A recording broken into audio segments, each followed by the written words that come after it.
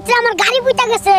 তোর চাচাই না শিল্পপতি, গর্ব করিস, সেই তো রাস্তাটা ঠিক করে দিতে পারে। গাড়িতে তেল নাই আর ওহন রাস্তার দোষ দিতাছে। আমার শিল্পপতি চাচারে কইলে ওহনই হেলিকপ্টার পাঠাইবো। হপ গহনা কিনা দিবা বইলা বাজারে আনলা, ওহন কিছু কইতাছো না যে মতলবটা কি? দেখতাছিস টাকা পয়সা সব বাজার করতে হান্দাই দিছি, আর তোরে ওইটা না কইলে আইতি না, তাই কইছি ওহন ব্যাগ ধর। আম্মা, এইটা কোন ধরনের জামাই আদর? আমি যে মাছ আনছি শুধু সেটাই বেচে দিছেন, আপনাকে কি আর কিছু নাই? হাগো জামাই, তুমি কোন ধরনের কৃপণ কও দেখি? এতদিন পর শহুর বাড়ি আইছো একটা পুটকি মাছ হাতে কইরা। কি রে বুয়া, ঘটনা বুঝলাম না। বাজার থেকে আইয়া বড় মাছ আনলাম, অহন দেহি পাতিলে 2-3 টুকরা। আরে মশাই, এটাও জানে না মাছ হইলো সুতি কাপড়ের লাহান, যত ধুইবেন তত ছোট হইব। আমি আবার না ধুয়ে রানতে পারি না। ওই টুকটুকি, উটের কাচ্চি খাইতে খুব ইচ্ছা করছে, তাই বড় একটা উট আনছি নে, মজা করে এটা রান্না করবি। ওরে খাটকের খাদক কাচ্চি খাইতে মন চাইছে, আর আস্তা উট নিয়ে হাজির। আমারে চাকরানি পাইছে, যা ফুট দিমু না কাচ্চি।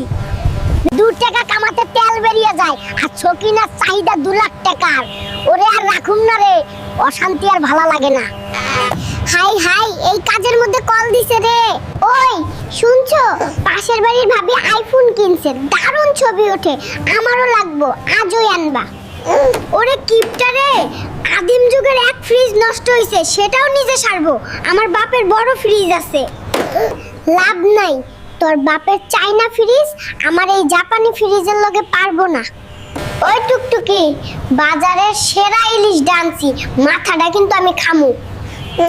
মাথাটা তুই আজকেও খায়া নিলি, আমার পছন্দের জিনিস, তুই ইচ্ছা করে খায়া নিস।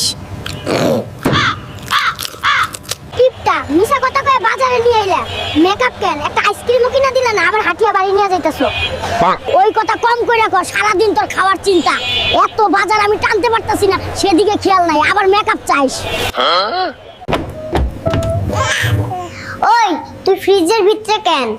তোরে খুঁজতে কাহিল হয়ে গেছি। শীতের মৌসুমেও যে ঠাডা গরম পড়তাছে, তুই এসি না কিনা পর্যন্ত আমি ফ্রিজের ভিতরেই থাকমু। বিষয়টা মোটেও এমন না যে আমি গরিব, আমাদের অঢেল সম্পদ ছিল, 10 পুরুষ বসে খেতে পারতো, কিন্তু সমস্যা হলো আমি 11 নাম্বার পুরুষ। মেয়েদের মন হলো পৃথিবীর সবচেয়ে বড় সফটওয়্যার, প্রতি সেকেন্ডে সেকেন্ডে আপডেট হয়, আর কারো কারোরটা তো সেকেন্ডে 10 বার। চাচা কই যাচ্ছেন, আর সাথে ওইটা কেডা? আমার পুলারে বাবা, পুলাডারে লই ডাক্তার বাড়ি যাইতাছি। কেন, পোলার কি হইছে চাচা? সেটাই তো বুঝতাছি না, লেখাপড়া না কইরা সারাদিন খেলা করে, কি রোগে যে ধরছে।